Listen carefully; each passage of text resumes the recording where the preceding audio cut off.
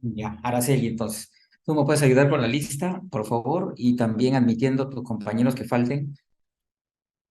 Y te pongo Está de bien, doctor, ¿puede ponerme de anfitrión. anfitrión o de coanfitrión, por favor? Sí, ahí vamos. Acá está. Se corrió. ¿Dónde estás ahora? Araceli se escapó. ¿Dónde está? ¿Dónde está? ¿Dónde está? Uy, se fue más abajo. Araceli Solís, ¿no? Sí, doctor, Falen Solís. Anfitrión como anfitrión. Y ya, entonces tú me ayudas con la cámara, por favor. Ah, Está bien, doctor. gracias. Me avisas. Voy a ponerla un ratito la presentación, ¿ya? Esto ya está acá. Esto ya está compartir pantalla. Mm, ya, ahí se ve. ¿Ven la presentación? Sí, doctor. Ok, gracias. Doctor, Muy disculpe, ¿podría bien. grabar la clase? Ya, ¿tú me puedes ayudar con eso? Se regresó. Un momento, ahorita lo estoy viendo, doctor. Sí, tu compañero me ayudó la vez pasada porque no sé qué sucedía. Recording in progress. Ahí Ya está. está, doctor, está grabando. Sí, perfecto, gracias. Entonces, el día de hoy vamos a hablar de parasitosis intestinal y otras clases de parasitosis, ¿no? Hoy día vamos a hacer los primeros tres parásitos y el miércoles vamos a completar, ¿sí? Empezamos entonces con la clase. A ver, esto se lo subimos, ya está. Ok, entonces, bueno, hay que recordar la clasificación de los parásitos, protozoos y helmintos. Hoy día vamos a hablar de helmintos. Y dentro de los helmintos, pues tenemos los nematelmintos y los platelmintos, ¿no? Ustedes recuerdan eso. Dentro de los platelmintos, los aplanados, están las tenias y fasciola, y nematelmintos, los redondos, ascaris lumbricoides, que es de los más conocidos. Acá tenemos, pues, los helmintos, pueden ser los nematelmintos, y estos son los gusanos redondos, cilíndricos, los nematodes. Afectación exclusiva digestiva, por ejemplo, el oxiuro, que vamos a tocarlo. Afectación digestiva y pulmonar, o sea, más allá de lo digestivo, el ascaris, como vamos a ver ahora en el síndrome de Loeffler. Y los platelmintos o cestodes o gusanos planos, afectación exclusivamente digestiva, la tenia saginata, y la digestiva, y además en otros tejidos, la solium, como la neurosis y cercosis, que vamos a hablar en la próxima clase.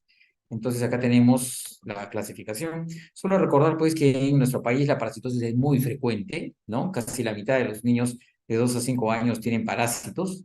El 90% de transmisión a través de alimentos. Menores de 5 años son los más afectados. Y obviamente la parasitosis pues va a favorecer la aparición de anemia y desnutrición, ¿no? Nuestro país que sufre mucho de anemia y desnutrición, una de las causas importantes es la parasitosis y hay que tratar de controlarlo. Este es un estudio que se hizo ya hace algunos años, ¿no? Para que recuerden porcentajes, sino solamente para que tengan idea del compromiso, ¿no? Que genera la parasitosis, como el deterioro nutricional, físico e inclusive cognitivo, ¿no? Lleva anemia y esto hace que el niño no tenga un desarrollo psicomotor adecuado. Los más frecuentes, ascaris y oxiuros. Los más frecuentes de lejos, ascaris y oxiuros. Y esta es una tablita donde, o perdón, un diagrama donde ustedes pueden ver pues el Perú, las regiones, y pueden darse cuenta pues acá en azul, por ejemplo, el porcentaje de donde hay más parasitosis, ¿no? La selva siempre va ganando, donde hay más helmintos, ¿no? La selva siempre va ganando, y acá podemos diferenciar también sobre los heterobios en general, los oxiuros, y en los oxiuros sí, en la costa hay más, pues, ¿no? Ustedes ven, la costa tiene mayor porcentaje de oxiuros versus los parásitos en general, que siempre la selva va adelante. Fueron ascaris, que siempre la selva va adelante, como pueden ver acá, ¿no? Ascaris en verde, verde oscuro, más ascaris, más prevalencia, y colores más oscuros, más negros, donde hay más prevalencia de oxiuros, ¿no? Entonces, vamos a hablar ahora de cada uno de ellos, pero antes que nada, recordar, ¿no? ¿Qué cosa es un huésped? Es el que aloja un parásito. El definitivo es el que aloja el parásito adulto. Y el intermediario, el que aloja la forma juvenil o larvaria, ¿no? Que vamos a conversar un poco ahora. En relación al ascaris, Todos estos son recuerdos porque ustedes lo hicieron en parasitología, en realidad.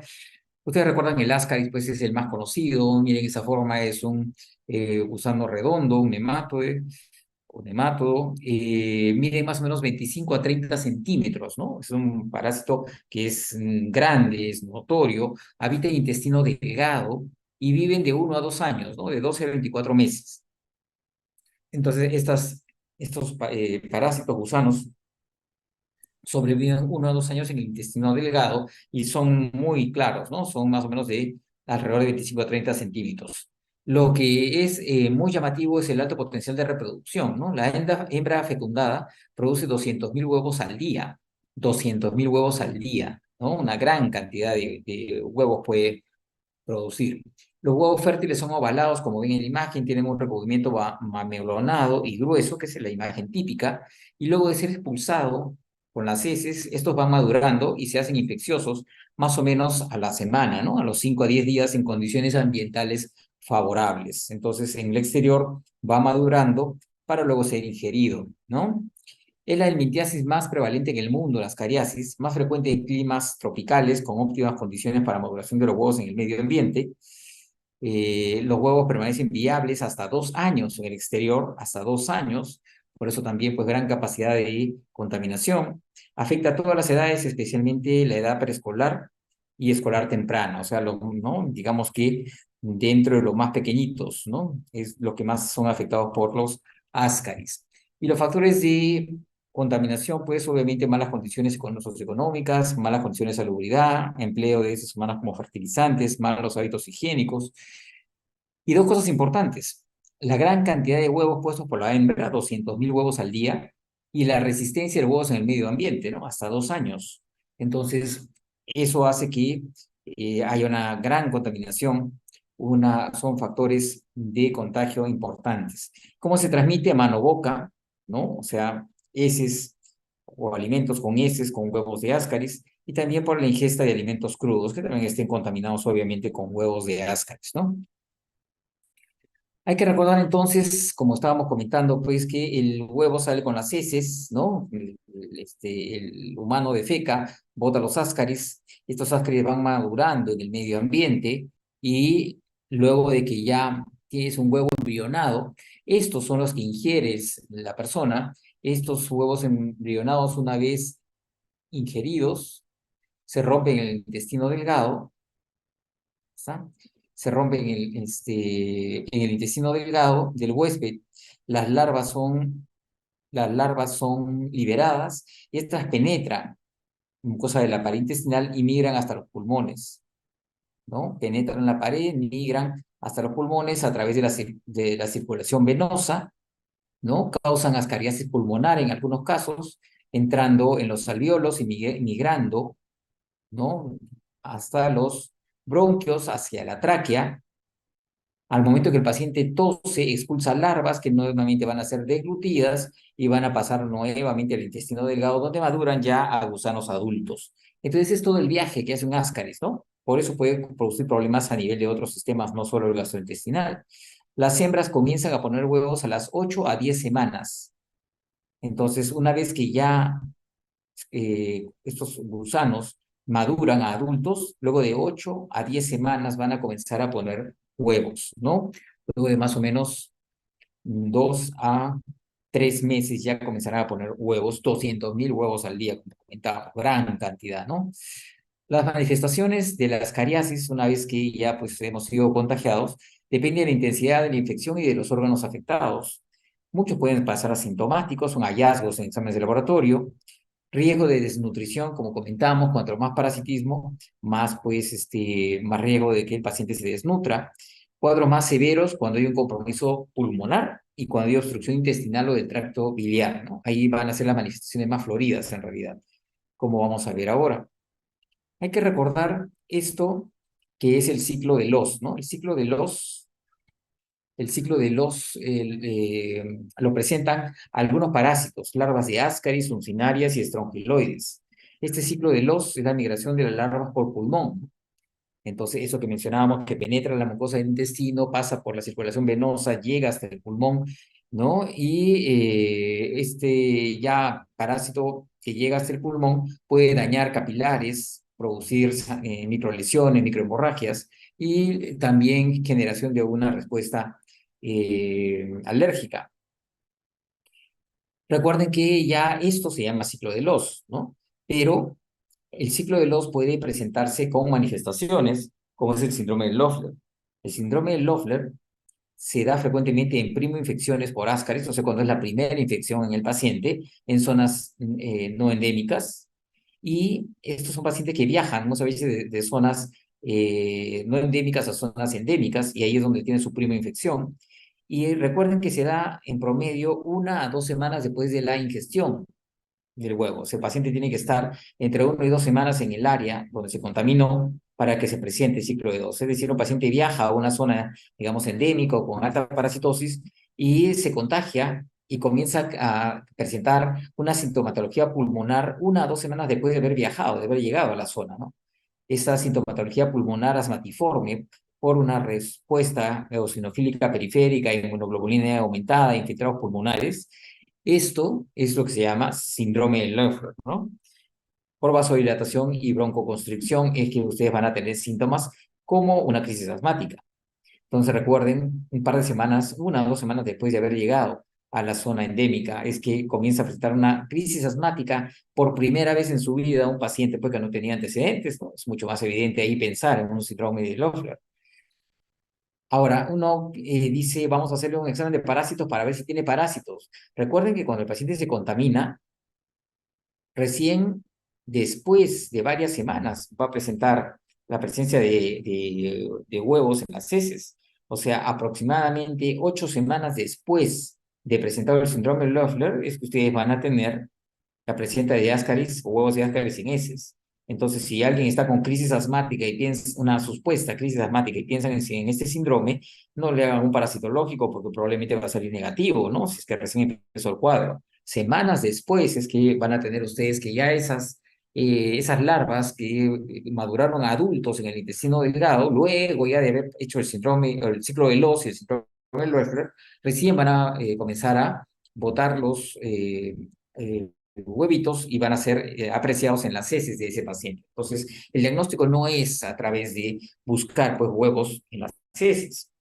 Ahora vamos a ver cómo se hace el diagnóstico, ¿no? Síntomas pulmonares, entonces, es este síndrome de Loeffler, son síntomas transitorios. Puede haber fiebre, tos no productiva, disnea, hemoptisis ocasional, inclusive, infiltrados pulmonares, o sea, tiene un cuadro que parece, pues, esto, un broncoespasmo, una neumonía, ¿no? ¿Y cómo se hace el diagnóstico? A presencia en el esputo de larvas o de eosinófilos, como pueden acá ver, ¿no? Entonces, en el esputo pueden ver ustedes larvas, ¿no? Perdón, en una biopsia pueden ver larvas en el pulmón, o pueden encontrar ustedes eosinofilia en la sangre, o encontrar en la flema eosinófilos o inclusive hasta larvas, ¿no? Como estamos mencionando. Pues muestra de esputo, muestra de sangre, claro, biopsia obviamente no lo van a hacer, pero muestra de esputo, muestra de sangre con eosinofilia, por ser un compromiso sistémico, ¿no? Viaja por la sangre, esto es lo que va a sugerirnos y confirmarnos, pues, de que el tema es un síndrome de Loeffler asociado a ascariasis, ¿no? Entonces es un cuadro inflamatorio pulmonar asociado a eosinofilia. Recuerden eso, causado por diseminación hematógena de estos gusanos durante el ciclo vital. Llegan a pulmón, producen focos inflamatorios intersticiales, alveolarios, migratorios. Pueden variar las zonas de compromiso, ¿no? En diferentes momentos de la enfermedad. Y se resuelven en 1 a 2 semanas. El paciente puede estar con el cuadro 1 a 2 semanas, pero se resuelve sin dejar ninguna secuela. No daña al paciente. Hay que esperar que termine de darse nada más este proceso inflamatorio. No hay tratamiento específico.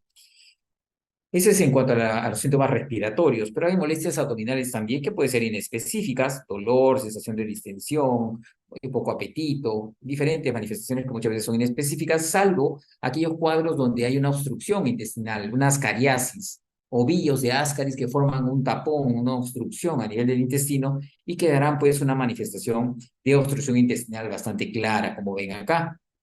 Masas o ovillos de gusanos en el intestino obstruirán el intestino, como pueden ver acá, miren la cantidad de Ascaris, salen hasta por la nariz y generarán un cuadro obstructivo segmentario. Por eso ustedes ven que aquí no hay niveles, ¿no? Solamente hay niveles en 3 cuadrantes, o 2 principalmente, y hay un cuadrante donde no hay niveles, porque hay un proceso obstructivo segmentario, mecánico, que lleva a este hilio, y la presencia de las manifestaciones, distensión, dolor abdominal, vómitos biliosos con presencia o no de gusanos, y expulsión de estos por diferentes, pues, zonas como boca, nariz, y heces, obviamente, ¿no? Entonces, esto se llama ascariasis.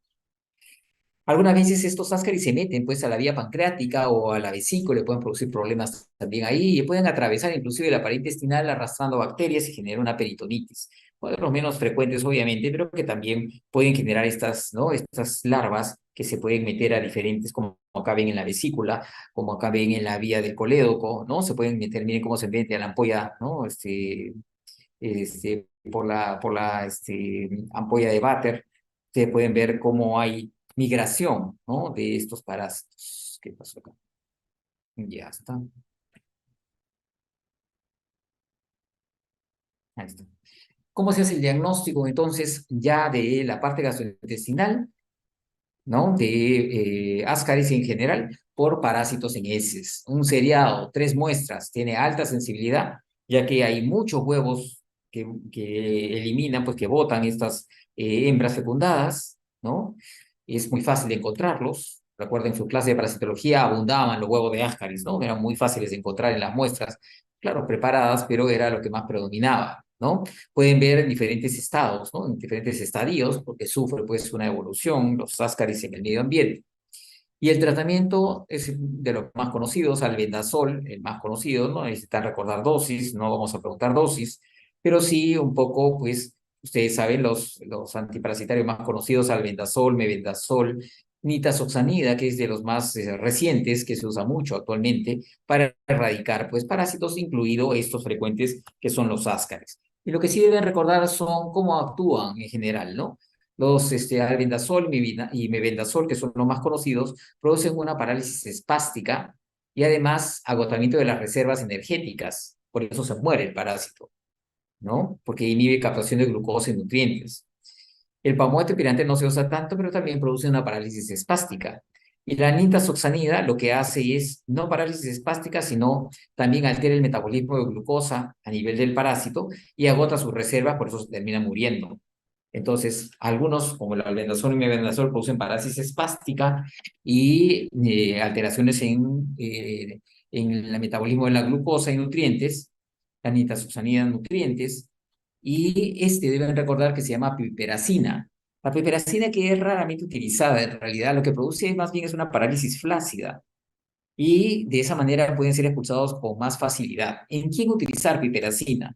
La piperacina se utiliza y se busca usarla por su efecto de parálisis flácida cuando hay obstrucción intestinal o biliar. ¿Y por qué? Porque si ustedes le dan algo que provoca una parálisis espástica, el ovillo se va a poner más compacto y va a mantenerse la obstrucción y va a ser más difícil que sean expulsados.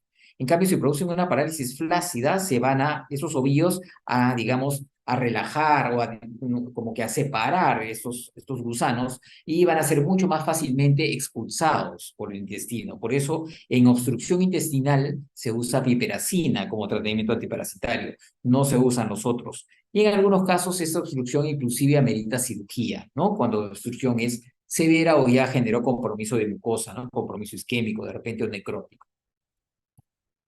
En fase pulmonar no hay ningún tratamiento que esté definido como útil, simplemente hay que esperar. Y la prevención básicamente es mejoras sanitarias y de los servicios, ¿no? Lavado de manos es lo más importante. Eso es en cuanto a Ascaris, a grandes rasgos, los puntos más saltantes que deben recordar, ¿no? Y que, bueno, estamos también revisando de lo que ya hablaron en parasitología. Ahora vamos a hablar de los oxíoros. Y acá es la imagen del niñito que se rasca el potito, ¿no? La típica, rascado de potito, contaminación, mano-boca, ¿no? Este es un nematodo también, un gusano redondo igualmente. Este gusanito mide 1 centímetro de largo, es muy pequeñito, ¿no? Es muy pequeñito, 1 centímetro, la mamá dice unos hilitos blancos, ¿no? Con puntitas en los extremos, filamentoso. Este habita más bien en el ciego y en las áreas adyacentes del ilio y del colon ascendente, en el ciego y toda la zona del ciego, ¿no? La hembra grávida migra durante la noche, la hembra adulta migra durante la noche del ciego hasta llegar al ano, a la región perianal y perineal. Y ahí es donde deposita los huevos, 15.000 huevos al día, a diferencia del Ascaris que son 200.000 huevos al día. Y estos huevos, ustedes ya conocen, como ven acá, pues que son convexos por un lado y aplanados por el otro. Es típico, el huevo de el Oxyuro enterobius. Se desarrollan en 6 horas y se mantienen viables solo 20 días. 2 años el Ascaris, 20 días el enterobius, ¿no? Se desarrollan rápidamente en 6 horas en el medio ambiente, pero rápidamente también se destruyen. Y por eso es, ¿no?, un poco menos contaminante que el Ascaris en general. Habitualmente la infección es vía fecal-oral, en la típica rascada de potito, y se comen las uñas o se meten la mano a la boca los niñitos o agarran cosas y finalmente el huevito ingresó por la boca, ¿no? ¿Dónde más está? Al ingerir huevos que pueden llevarse con las manos, la ropa, sábanas, porque ustedes saben que sale en la noche, entonces en las sábanas hay muchos huevitos, o hay veces en el polvo doméstico, ¿no? En el polvo que hay, pues también en la ropa de cama de repente, o en en los mismos muebles. Después de la ingesta, las larvas maduran para dar lugar a gusanos adultos en 1 a 2 meses. 1 a 2 meses, ¿no? Que más o menos lo que demora el Ascaris también, pues, ¿no? Hablábamos de 8 semanas, que son más o menos 2 meses para que maduren, una vez que ya llegaron después del ciclo de los al intestino delgado. Entonces, estos también demoran 1 a 2 meses. Afecta a individuos de todas las edades, generalmente niños, un poco, ¿no? También un poquito mayores que el Ascaris, pero igual todos son niños que son afectados, escolares más grandecitos, Ascaris escolares y preescolares. Prevalente en climas templados, una de las infecciones más frecuentes, infecta a una cantidad importante, 30% de niños en todo el mundo, y el único huésped conocido es pues el humano, ¿no? Es común en áreas donde los niños conviven muy juntos, ¿no? Porque ahí facilita la transmisión de los huevos, en guarderías, ¿no? En nidos, colegios, es donde se contaminan con más frecuencia.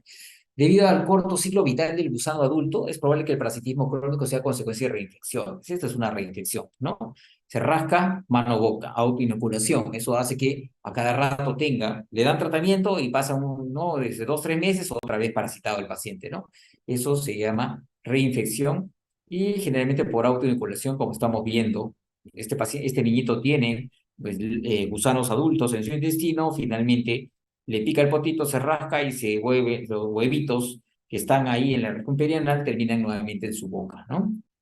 Estos huevos, entonces, que están en el ambiente, son depositados en los pliegues perianales por las hembras en las noches, son ingeridos al llevarse las manos a la boca después de rascarse, autoinfección o tras manipulación de objetos, ropa de cama. También pueden viajar por el aire y luego ser ingeridos, también al sacudir la ropa. Una vez ingeridos, progresan hasta el intestino delgado, donde liberan larvas y estos ya finalmente se establecen en el ciego, ¿no? Como mencionábamos. Por las noches saldrán a hacer los depósitos en la zona del potito. Y ese es el ciclo muy corto, no hay ciclo de Lobos en este caso. Puede causar síntomas durante migración, puede causar reacciones alérgicas, estimulación mecánica e irritación por el rascado, como ustedes pueden ver, ¿no? Acá hay un gusanito, se le produce comezón, se rasca, se irrita. Eso es lo que produce el entorno del niño, por eso muchas veces no duerme bien, ¿no? Tiene prurito anal, especialmente nocturno, como que está incómodo, ¿no? Un sueño interrumpido, ese comezón que tiene en las noches. Normalmente no hay eosinofilia, porque no es un compromiso sistémico, porque no viaja por el resto del cuerpo, todo es a nivel del tracto digestivo, no hay compromiso de otros tejidos, entonces generalmente no cursa con eosinofilia, como hemos conversado. ¿Cómo se hace el diagnóstico? Pueden identificar huevos del parásito o gusanos. Los gusanos detectados en la región perianal, si los encuentran, ustedes deben tratar de conservarlos en una botellita con alcohol al 75% para ser analizados después, pero en realidad la imagen es típica, ¿no? Y ahora hay la facilidad de tomar fotos. Así es que no necesita poder hacer todo esto, simplemente una fotito y la mamá nos describe cómo es. Las muestras de heces de rutina no suelen mostrar los gusanos, no es fácil, ¿no? Encontrar gusanos en las muestras de rutina, de heces, por si acaso. Los huevitos sí se pueden encontrar, pero en un seriado, pero los gusanos, la verdad que muchas veces no se pueden encontrar. Los huevos tienen que ser seriado por 3, pero como es mucho menos frecuente, porque también el número son 15.000 al día, son mucho menos que los ascaris, y el periodo también que se mantiene vivos es mucho menor, 20 días nada más, es que lo que nos ayuda es el Graham, ¿no? Y hacer varias muestras inclusive.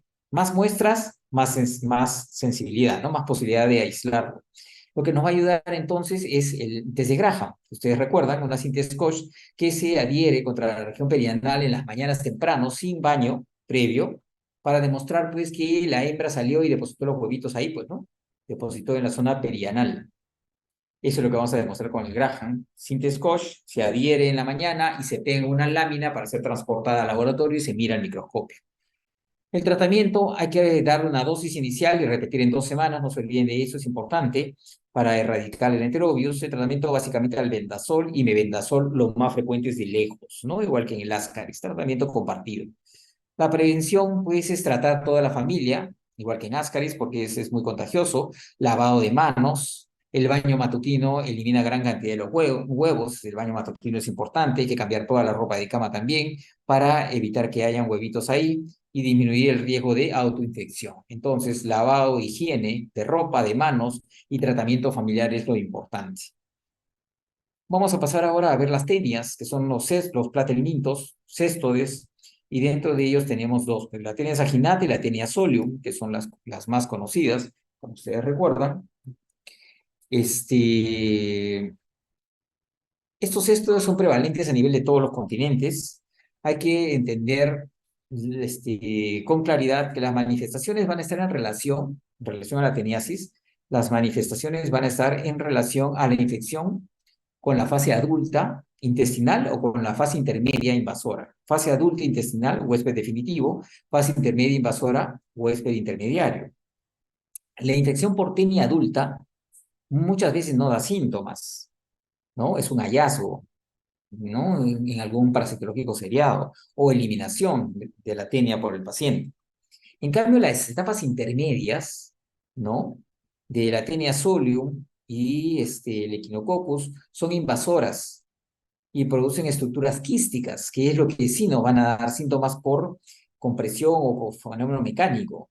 Lesionan tejidos por efecto de masa o reacciones inflamatorias. Entonces, los neurocisticercos, por ejemplo, la hidatidosis hepática y pulmonar, estos dan síntomas. Los gusanos, en sí, las tenias adultas no suelen dar mayor síntoma. Entonces, ustedes tienen acá que diferenciar entonces uno de otro.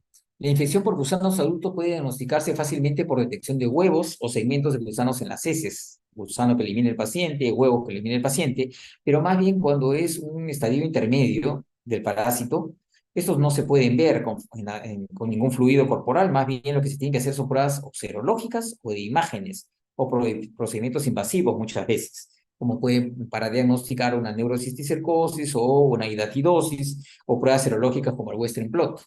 Entonces, es diferente lo que se busca, ¿no? Las pruebas, los métodos para poder hacer los diagnósticos según dónde esté afectando. Bueno, estos son los diferentes tipos de parásitos. Entonces, tenemos las tenias, pueden ser tenia bovina, saginata y tenia porcina o solium. Estos son gusanos grandes que miden de 4 a 10 metros, 4 a 10 metros, larguísimos, ¿no? Son denominadas así, ya sea bovina, saginata, porcina, solium, por el huésped intermediario. En este caso, pues obviamente es el chanchito, la vaca y el chanchito, ¿no? Entonces, por eso se les llama así estas tenias, según el huésped intermediario. O sea, ¿cómo uno se contagia? ¿Comiendo carne de quién? Comiendo carne vacuna, saginata, bovina, o carne tenia porcina, solium, es la que nos contaminamos consumiendo carne de cerdo, que es el huésped intermediario. Las formas adultas solo se encuentran en el intestino humano, que es el huésped definitivo. El huésped definitivo es el humano. El huésped intermediario son los animales, no se olviden. Difieren en que el estadio intermediario de la tenia porcina, cisticerco, también puede infectar a los humanos y causar movilidad significativa. Entonces, la diferencia entre una tenia saginata y la tenia porcina y la tenia solium es que la saginata solo afecta al ganado. La solium puede afectar a ganado, puede afectar pues a los chanchitos, puede afectar también al humano, ¿no? Porque puede hacer el humano transformarse en un huésped también intermediario con los cisticerco, como vamos a ver ahora, ¿no? Entonces, normalmente el humano es el huésped definitivo, elimina los huevitos, los ingiere, pues, el ganado, y se queda en su carne. Y eso es lo que comemos, finalmente, ¿no? Y finalmente creamos, otra vez terminamos siendo huésped definitivo con las tenias, ¿no? Otra persona que come estos huevitos, ¿no? De la carne de estos animales. El cuerpo del gusano adulto se compone de cientos de segmentos aplanados, que se llaman proglótides, cuyo segmento más anterior, este de acá, se llama escólex, que ancla el parásito a la pared intestinal. Esta es la cabecita que queda anclada, ¿no? En la mucosa intestinal, en realidad. Y el resto son los proglótides. Segmentos nuevos son los inmaduros, que van, ¿no? Que surgiendo del escólex. Luego vienen otros que ya son maduros y finalmente los grávidos, ¿no? Cada uno de estos segmentos terminales, que son los proglótides grávidos, tienen entre 50.000 y 100.000 huevos. Y estos, o incluso los mismos proglótides, pueden salir intactos con las heces. También tienen una capacidad de producción de huevos muy grande, ¿no? Como ustedes se dan cuenta. Y ustedes pueden ver que el gusano está anclado acá, se cae el gusano completo o se caen proglótides o se caen huevitos, ¿no? Salen con las heces. Entonces tienen varias formas de presencia de este parásito en el humano, por presencia del gusano en sí, proglótides o también los mismos huevos. América del Sur, América Central muy afectado. Y recuerden entonces, los animales van a ingerir, ¿no? Vegetación contaminada con huevos que algún humano eliminó por sus tenias, ¿no? Las tenias que tiene en su intestino. Estos embriones se liberan del huevo y atraviesan pared intestinal y llegan a músculos y se quedan en la carne de la vaca y el cerdo, huéspedes intermediarios. El humano come esta carne y finalmente va a adquirir una teniasis, ¿no? Una teniasis. Recuerden que se fija el intestino, esta tenia va a estar entonces alojada en el intestino y va a liberar proglótides, va a liberar huevos y viene el ciclo. Huésped definitivo, entonces, el humano, ¿no es cierto? Ahora, al cabo de 2 a 3 meses también igual, ¿no? 2 a 3 meses de ingerido es que va recién a los segmentos terminales van a madurar y se van a hacer grávidos para que puedan eliminar los huevitos. También, luego de 2 a 3 meses es la eliminación de los huevitos y la maduración, ¿no? Parecido a los otros parásitos ascaris y enterobius en realidad. Manifestaciones variadas, desde asintomático, prurito, dolor, náuseas, hiporexia. Son síntomas leves e inespecíficos, la mayoría de tenias en realidad. Los proglótides algunas veces el único hallazgo y preocupación de la familia es que botó un gusano de varios metros, ¿no? Estos son expulsados, son móviles y a menudo pueden presentar, ¿no? Se pueden presentar en la cena, en las heces, y también pueden ser, en algunos casos muy raros, generar obstrucción intestinal, pero es muy poco frecuente. El ascaris lo hace con más frecuencia, ¿no? Por más que este es mucho más grande, pero el número es menor, ¿no? Uno no tiene pues tanta cantidad de tenias como puede tener de ascaris en el intestino, por eso no forman los ovillos, como estamos mencionando. Entonces, la tenia bovina afecta solamente el ganado, hace el ciclo que ya conversamos, la vaca come pasto con huevos, carne se queda, perdón, huevitos estos se van a quedar en la carne del vacuno, el humano lo consume, huésped definitivo y genera teniasis. El ciclo común, tenia saginata. El ciclo común, tenia solium, pero además la variante es acá. Miren, bota las heces, bota los huevitos, come el chanchito, pero el humano también puede comerlo. Y al comerlo el humano va a generar que no se quede en la carne del humano, sino se vaya al cerebro. Lo más frecuente, que se vaya al cerebro. Puede irse a otros tejidos, pero lo más frecuente es el cerebro. Y no solamente lo más frecuente, sino que lo que genera más problemas, ¿no? Que es la neurosis y psicosis que vamos a conversar en la otra clase. Entonces, la tenia solium, a diferencia de la saginata, puede generar otro compromiso en el humano, ya no como huésped definitivo, sino como huésped intermediario, cisticercosis humana. ¿Cómo se hace el diagnóstico? Si bota el gusano con el escólex, la tenia saginata tiene solo 4 ventosas anteriores, la tenia solium presenta doble fila de ganchos, además de las ventosas, ¿no? Entonces, hay diferencias entre una y otra, que están, ¿no? Ustedes ven la diferencia entre una y otra. ¿Ya? Sus ventosas son anteriores, esta no, pero tiene una fila de ganchos, ¿no? Entonces, esto es lo que puede diferenciar el escólex. Pero cuando elimina proglótides, se puede excretar en forma intacta y el examen microscópico nos puede ayudar en estos proglótides que son grávidas, ¿no? Fecundadas ya, y diferenciar entre tenia y saginata de sóleo. ¿Por qué? Porque la saginata tiene más de 20 ramas uterinas. En cambio, la solium solamente tiene 10. Acá tienen las imágenes. Entonces, el microscopio puedo decir, ¿este es saginata o es solium? ¿Qué tipo de tenia es la que tiene? Si tengo todo el gusano, el Scolex nos ayuda. Si tengo proglótides grávidos, nos ayuda la imagen de las ramas uterinas, mucho más numerosas en saginata que en solium. Y si boto huevos, ahí sí la cosa es complicada porque los huevos son bien parecidos en realidad, ¿no? No se pueden distinguir uno de otro, la verdad. Es muy difícil distinguir uno de otro. El tratamiento, cuando se da el tratamiento, que generalmente es praziquantel, el parásito se puede expulsar el mismo día de la administración, porque este sí es grandote, este sí se ve cómo se expulsa, igual que el ascaris se puede ver que se expulsen, y en algunos casos oxyuros también se ve que se expulsen muertos ya, pues, ¿no? Con el tratamiento antiparasitario. Praziquantel, niclosamida la alternativa. Entonces, el praziquantel produce también parálisis espástica y también altera reservas energéticas, como lo hacían en, ¿no? Albendazol y mebendazol, como conversábamos en ascaris y en oxyuros. Y la niclosamida lo que produce es básicamente agotar reservas energéticas, ¿no? Entonces, cada uno tiene su mecanismo de acción, en realidad.